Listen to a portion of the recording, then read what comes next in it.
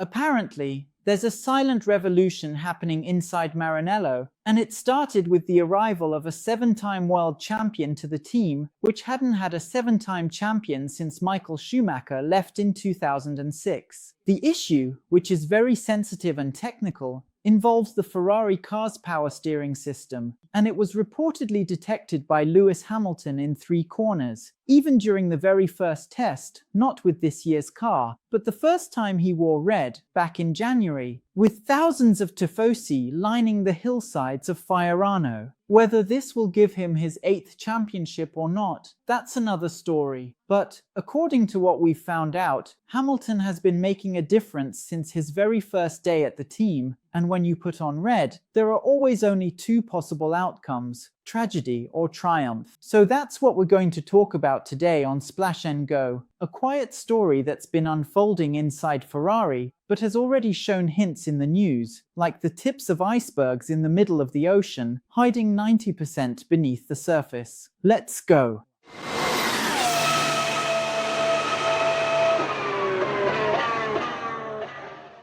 It was the end of January, now in 2025, and Lewis Hamilton had made his first appearance with the Ferrari car, still a 2023 model, at Fiorano, on a foggy, cold Wednesday, with the hillsides packed with die-hard fans dressed in red. Hamilton was sitting in a Ferrari car for the first time, something that many people, including myself, thought would never happen, with him seemingly destined to retire at Ferrari.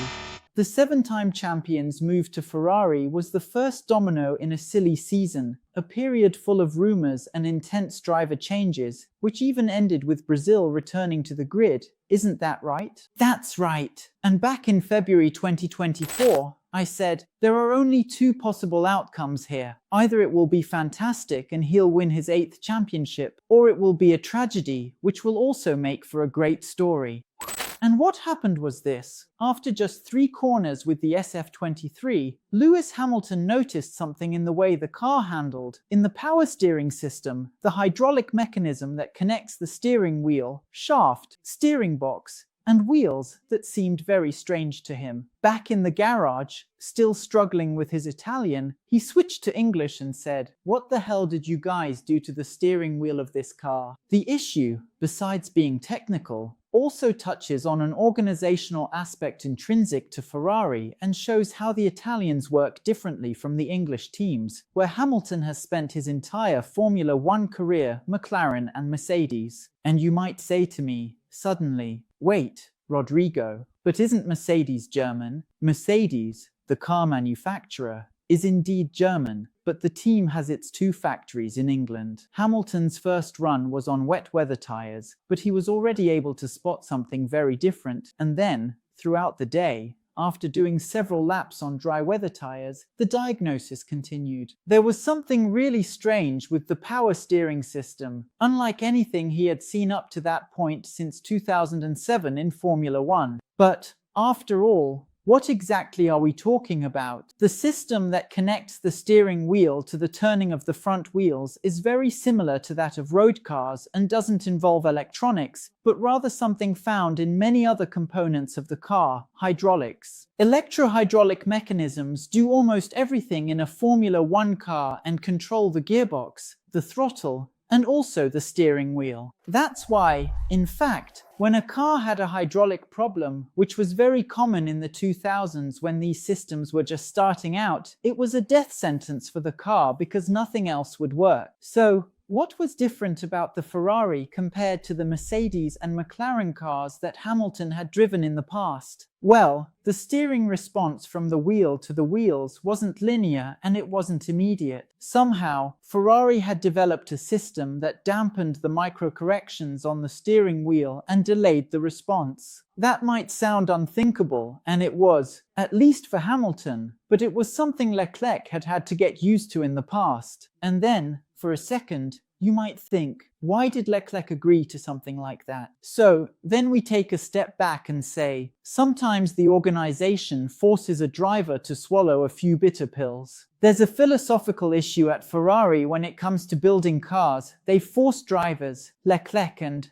last year, Carlos Sainz, to try to find some common ground in their driving, because the car will always be, or at least has always been up until now, built as a compromise between the two styles. And you'll have to agree with me, sometimes something that sits between two extremes might end up not working for anyone. Just ask Leclerc about that last year. Hamilton pointed out that the steering wheel didn't have a linear response and didn't translate torque 1-to-1. How much I turn here should be how much it turns there. He also mentioned that there was a dead zone in the steering wheel, and anyone who plays video games or simulators knows exactly what I'm talking about. A part of the steering wheel's turn that doesn't have any effect. In other words, you're making corrections that don't actually turn. I remember a karting lesson I took with dear Christian Petikoff at Granja Viana, where he said, 70% of the brake pedal travel in a rental kart is just slack. You're just pressing the pedal so the pad touches the disc. Nothing is actually happening. So, a gentle tap on the brake pedal of a rental kart and nothing at all are basically the same thing. At most, it might have a psychological effect. Still shocked by what he saw,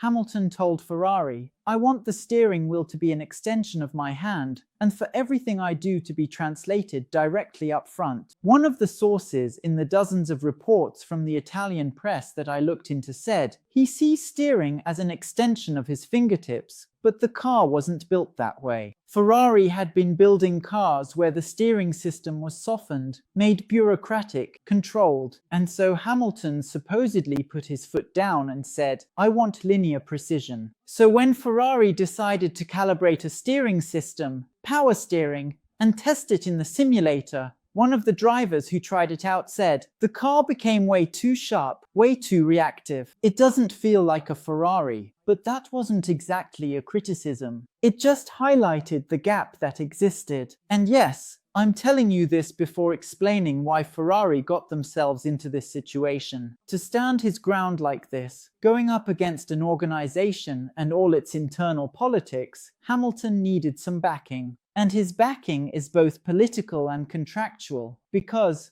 like every driver, he has exit clauses in his contract. And you'll agree with me, at this stage in his career, he wouldn't leave for another team. He could leave and retire. But imagine Hamilton outside of Ferrari, able to talk about what he saw inside and exposing the problems he identified in just 6 months or, in this case, reportedly identified in just 3 corners. When the simulator numbers came up, it became clear.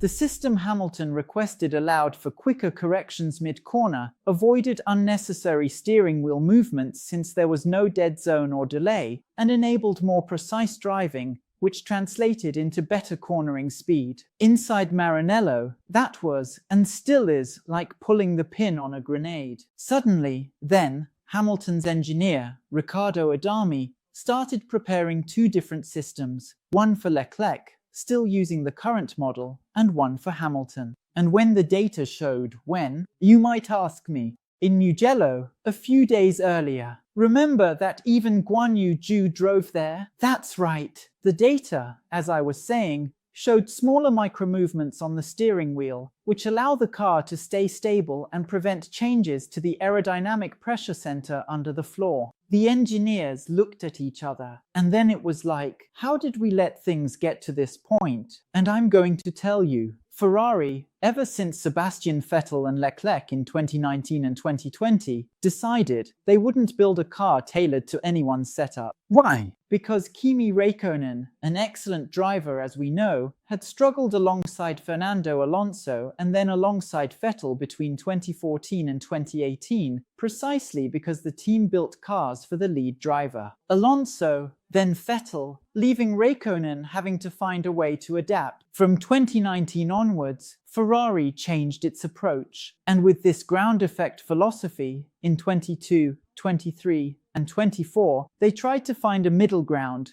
an average, a median between two drivers who, essentially, Carlos Sainz and Leclerc and Carlos Sainz, are diametrically opposed in their driving styles. Leclerc has a much more aggressive driving style, pushes closer to the limit, sometimes crashes more often too, but he's an exceptional qualifier. Sainz has a smoother driving style, so to bring both of them under the same roof, or in this case, under the same hydraulic system, Ferrari decided to create an intersection of the two, taking Leclerc's driving style as the base and softening it so it would also work for Carlos Sainz, with dead zones and this damping that compresses and absorbs the micro-movements of the steering wheel. The result, as I said, after just 3 corners, when he got in the car, Lewis Hamilton turned and said, "What did you do to this mechanism?" When Hamilton's and Leclerc's data, each using a system prepared by Riccardo Adami, were compared, Hamilton's line was much cleaner, while Leclerc's was full of sharp spikes on the graph, showing that the steering wheel was being moved several times when it wasn't necessary. Why? Damping and dead zones, areas with no movement. Normally, a Formula One team chooses which driver the car will be tailored to,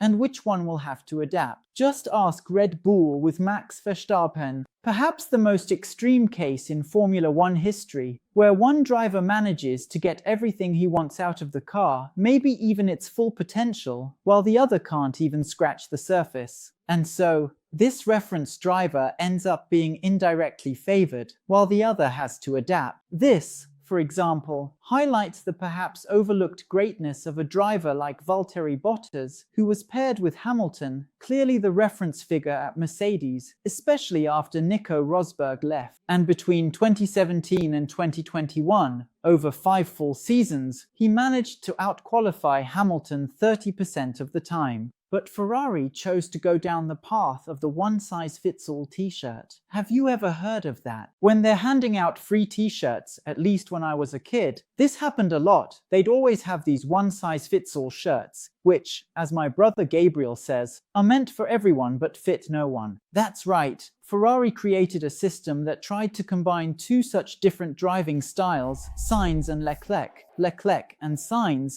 and maybe ended up with a system that wasn't ideal for either of them. And maybe it ended up holding back the potential of 2 excellent drivers in 21, 22, 23, and 24. The 4 seasons they raced together. Underlying all of this is a fundamental issue. Only a 7-time world champion would have the clout, the authority, to stand up to the system. The system is tough, and to tell Ferrari, basically, like Niki Lauda did in the movie Rush, it's a shitbox, or, you guys have apparently forgotten how to build a car. And then, there's no way around it. It ends up being a matter of, and a gap, a cultural difference. Who's going to come out on top of that? We don't know. But what we do know is that Ferrari is experiencing both the joy and the desperation of having brought in such a big-name figure. After Vettel left at the end of 2020, with Sainz and Leclerc, 2 drivers who still had a lot to prove, Ferrari was able, maybe taking advantage of that power vacuum, to tell its drivers, so, who's in charge here? We are. That's something very common in Maranello's culture, but maybe, I'll say it again, it ended up stifling the performance of 2 good drivers for 4 straight seasons. When all of this came to light, Hamilton tested the system and then, in a meeting with Fred Vasseur, laid the truth out on the table or, in this case, on the computer screen. According to reports, Fred Vasseur stared at the computer screen in silence for about 10 to 12 seconds and then said, "Let's run this thing in FP1. Which FP1? You might ask me, and I'll tell you. It was last week at Spa-Francorchamps, an FP1 that was the only practice session, and in which they also ran with the new rear suspension. Clearly, a lot is happening beneath the surface at Maranello. Last weekend as well, Hamilton had his race engineer switched. Not Riccardo Adami, who is the performance engineer and is in charge of that, but someone lower down. Besides that, Ferrari also showed up with a new brake system that apparently was the cause of Hamilton's spin in square one. The first part of sprint quali on Friday afternoon. As I started by saying, Whether all this will translate into a Hamilton era at Ferrari like it was with Schumacher, we don't know. But it's clear from the comments leaking out of Maranello, and apparently, that's all anyone is talking about over there. One of the engineers says, "The moment we saw that graph, we knew he was right. It wasn't a preference, it was about performance." The upside to all this is that both drivers are aligned with the same goal. But there's something here that, in a way, exposes Leclerc, which is, how did you let this happen in silence? Then someone else from outside, older, comes in and says, "Hold on, what the hell is this?" External signs that something was going on started to show up around July. Up until then, Ferrari had kept the issue below the surface, but on July 8th, the Italian journalist Roberto Quinquero, Italian, not by chance, published an article commenting on the mysterious handling problem, the way the Ferrari car was behaving in high-speed corners. At the time, it became clear that the issue involved the power steering system, and Fred Vasseur made a statement saying it was something they were aware of, solvable, and that they were working on it. On July 18th, on the Planet F1 website, in an article based on a report from La Gazzetta dello Sport, they also echoed a statement from Hamilton floating around, saying that the SF25 was the most difficult car to drive that he had faced up to that point. That's right. Why? Because the old system was still in the car. If the results in the data, and we don't have access to them, because obviously all of this is confidential and internal to Ferrari, have been positive. As far as is known, next week, at the time of this video's recording, last week, because you'll be watching the video on the Tuesday after the Hungarian Grand Prix, the system will then be brought to both cars. But this would also be, and eventually will be drawing a line in the sand and Hamilton saying, "From now on, things will be done my way in this car." No doubt, an important political step. And politically, things are moving within Ferrari. Because one thing is certain, two different power steer systems can't coexist in the same garage. It's either one way or the other. And Hamilton could then, if he feels crossed, tell Ferrari, and that's where the pin of the grenade lies. As that song from the 2000s goes, "My way or the highway, it's my way or I'm out." And if he leaves, as I mentioned at the start of the video, a lot could be said and a lot will be speculated about Ferrari. As I mentioned at the beginning, in the middle, and at the end of this video, we don't know to what extent this might or might not translate into performance, and to what extent this could be an unnecessarily fought battle within a team that's famous for being a huge swamp of schemes and political labyrinths. But at this stage in his life and career, you have to suspect that Lewis Hamilton knows which fights and battles he suddenly decides to take on. Anyway, I keep thinking here, and we'll never really know about the fights that, for example, Schumacher, Prost, Alonso, and Vettel also had to deal with inside there, the ones that never even came out or were recorded in history. Will it work out? Could there be an 8th championship in red? What if it goes wrong? Can he at least win a race for Ferrari? Leave your comment down below. So that was another episode of Splash and Go on YouTube, talking about something that's extremely hard to prove and that I spent several days digging into, making phone calls, gathering information, sending emails, but there are clues and reports, and even statements from Hamilton and Leclerc in recent weeks talking about mysterious problems. Hamilton said during the Red Bull Ring weekend, "There are things going on behind the scenes that we're changing to try to fix for the future," which shows that yes, something is quietly happening behind the scenes at Maranello. I hope you guys enjoyed it. Leave a like, it's free, doesn't cost anything, you know, and it really helps the channel. Do me this favor, do us this favor, and leave your like, your hype, your comment here with us. Do you think we'll see Hamilton as champion in red, maybe just a single win, or will he go without? Let know where you're watching from. Send a shout out to spouse, partner, boyfriend, girlfriend, cat, dog, parakeet. The important thing is to comment, because the algorithm sees that as engagement and keeps spreading our content. To make sure you don't miss anything, you already know. If you don't, now you do. We have our notification channels, Instagram, Telegram, and WhatsApp. Links are down below for you to check out in the description. And finally, Our social media, where there's content all the time. I'm serious. Instagram, Twitter, Threads, TikTok. I'll see you in the next videos on socials. Thanks, and see you there.